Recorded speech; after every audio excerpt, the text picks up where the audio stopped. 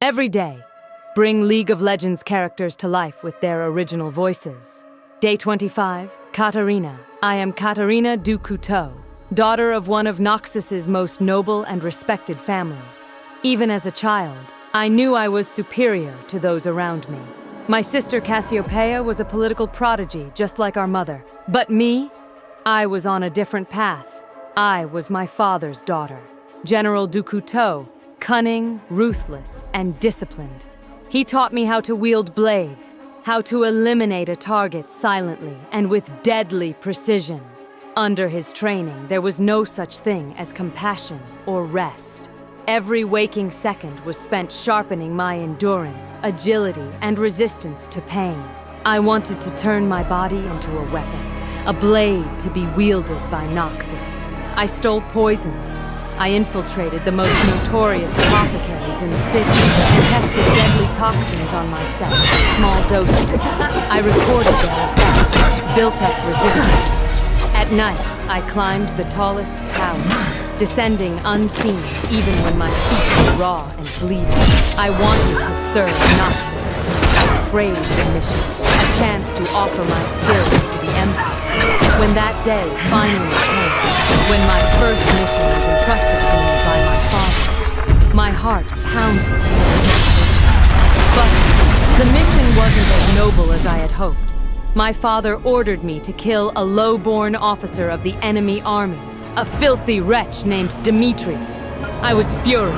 All those years of training, of pain, of honing my blades, was it all meant for him? He wasn't enough for me.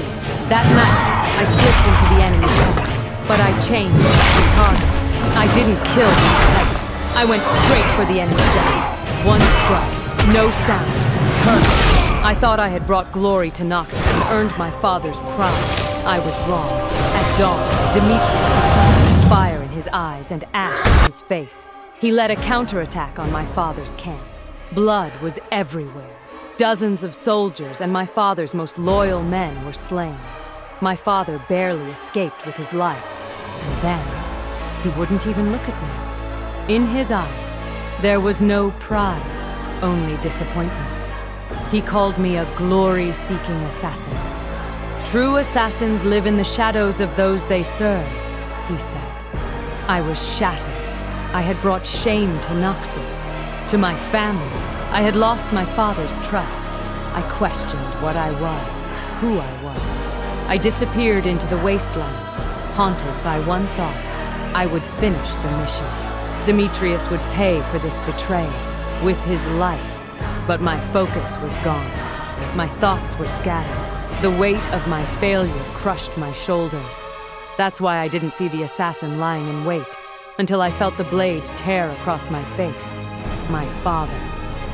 He had sent another student after me, a nameless recruit from a lesser guild, a punishment for my failure. He had meant for me to die. Maybe I deserved it, but I was still alive, and I was still Katarina Du Couteau.